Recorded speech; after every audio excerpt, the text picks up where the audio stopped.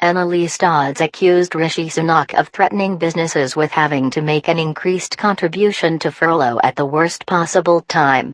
The Shadow Chancellor said Rishi Sunak's public sector pay freeze will deliver a sledgehammer blow to consumer confidence, while the government had mismanaged the finances on an industrial scale. But Mr. Sunak insisted the plans protect Britain. Barnier orders Frost to budge or EU chief will cancel crunch Brexit meeting in London. She told the Commons, to rebuild business, the Chancellor also needs to listen to business. We are less than a week from the end of the lockdown, yet we've heard nothing about whether extra support will be provided through the additional restrictions support grant for areas subject, once again, to tough restrictions. And the Chancellor is still threatening employers with an increased contribution to furlough in January, at the worst possible time for increasing and building confidence. Mr. Sunak replied, the British people would judge this spending review as a reflection of their priorities. Protecting jobs, defeating coronavirus, strengthening our public services and upgrading our infrastructure.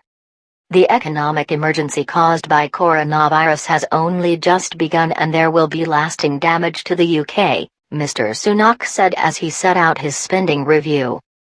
Official forecasts showed the UK economy was expected to shrink by 11.3% this year, the worst recession for more than 300 years.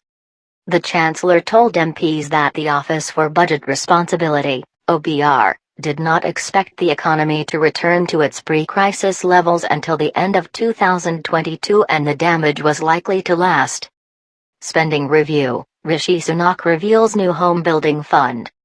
The long-term scarring would mean that in 2025 the economy will be around 3% smaller than expected in March. Mr. Sunak said, our health emergency is not yet over. And our economic emergency has only just begun. So our immediate priority is to protect people's lives and livelihoods.